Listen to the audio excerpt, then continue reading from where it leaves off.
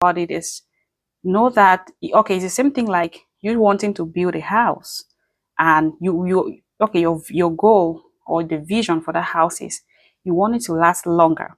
Now, instead of you building it on a very solid foundation or making the foundation to be extremely solid, that way it can last longer.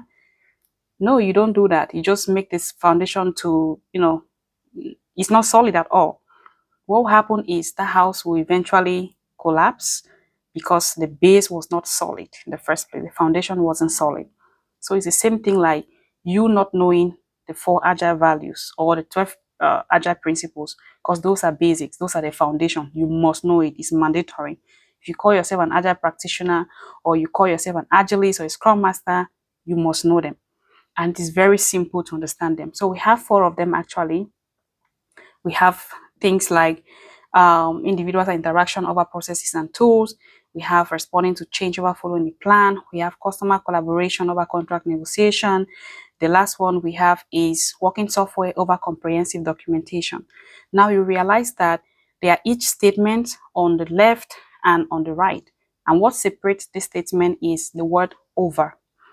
So what the Agile Manifesto or the 4 Agile values is trying to explain is that we value the things on the left more than the things on the right. Okay, so the things on the right are enablers, or the things on the right are enhancement.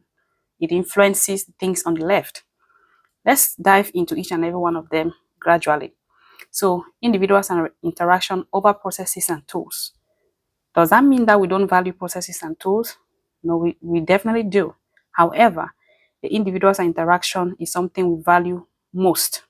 Okay, so you agree with me that before we start working on tools or being engaged in a specific process, there is need for each and every one of us to connect as individuals. We are human beings and not robots. There's need for us to connect on a platform or whichever way we need to connect for us to have a conversation to actually learn the tool. For instance, you might get into an organization and they bring a tool that you've never used before. Maybe it's not Jira, okay? Maybe it's something completely different that they use in managing their work. Now, how are you going to be able to learn this tool if you don't connect with individuals to understand how to use this tool? So that individuals and interaction is very, very important. Another thing about individuals and interaction is we prefer that connection, we prefer that communication. It's a two-way thing. You talk and someone receives and talks as well and you receive. So there's that communication. We value it over sending emails or sending pings because emails or messages might be interpreted differently. So we definitely value that individuals and interaction over processes and tools.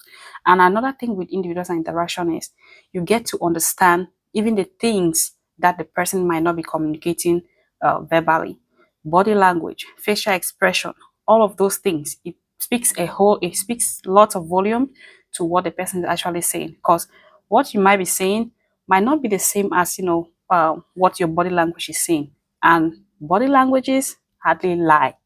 Like your body language will not lie, your facial expression will not lie, but orally or verbally you can say something contrary. But once that connection is once that connection happens, you and that person that are involved in that meeting will have to understand each and everyone better by that having that video camera on and you having that conversation. You get to understand things way better. So that is why we do value that individuals and interactions over processes and tools. So the next one is working software over comprehensive documentation. Okay, doesn't mean that we don't value comprehensive documentation. Well, we do value documentation, but it shouldn't be comprehensive, however. So Agile encourages that we have just enough documentation. We want to be lean as possible. We want to eliminate waste in the process. So instead of having a chunk of documentation, and if you inspect the working software, it is not working, or you inspect the functionality, it is not working. Okay, of what use is the last chunk of documentation? Take for instance, in our world today, if you buy a new phone, let's say the latest phone out there for Samsung is probably S22 Ultra. When you purchase that phone, you had a very small manual. And with that manual, it gave you just enough information that you can use to operate your phone. So that is the kind of documentation that Agile encourages. We don't want a whole lot of documentation that is not going to serve any purpose. So we definitely prefer that the system should be working, or the software should be working, or whatever thing you're working on that you're delivering incrementally, it should actually be working over having that comprehensive documentation. Because if you have the comprehensive documentation and the software is not working, then it's useless actually. Okay, so that's why Agile values working software over comprehensive documentation. And must not only be software, like I explained earlier. It could be anything that organization is working on. Because some organization, maybe it's a school system, they must not be developing a software. So whatever it is that they are working on that they do deliver incrementally, that should work. Okay, we prefer that to work over that large chunk of or bulk of documentation. So the third one is responding to change over following a plan, which is one of the video that we uploaded of recent. Please, if you haven't watched that, please go ahead and watch it. It's actually one of the four agile values. So responding to change over following a plan. What are we talking about? Does it mean that in agile we don't do planning? No, we definitely do planning. Okay, but we want a situation where you want to be able to adjust, be flexible to the new requirements or new acts that comes from customers, because the customer is our number one priority. They are our top priority. Whatever we are doing is because we want to be able to satisfy them at any point in time. So Agile encourages this responding to change over following a plan. The minute you put a plan down, it becomes old. Okay, so by the time the customer goes back home and something else comes and is coming, yeah, it is of high priority to that customer. Agile provides that environment where there is that luxury for the customer to come in, or the stakeholders to come in with this new requirement and communicate that to the team. Then, depending on what it is and how valuable it is, that negotiation or trade-off will occur within the team. However, the product owner is that milieu, or will set that ground for that conversation to happen. So we value that responding to change. I mean, that is the difference between agile and waterfall. If we don't value the change, then that means it's the same. That means waterfall and agile is probably the same thing. That is why, most organizations are going agile, because they have this opportunity to actually impute or communicate any changes. People's appetite change. The world is evolving. Things around us change every now and then.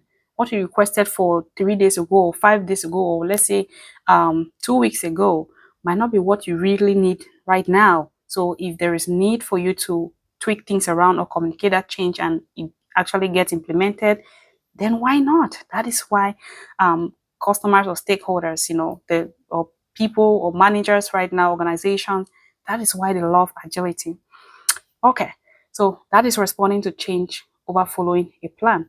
So the last one here is so I've talked about individual and interaction, about processes and tools. I've talked about working software over comprehensive documentation.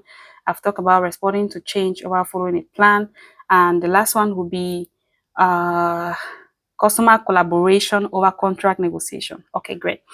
That one almost skipped my mind.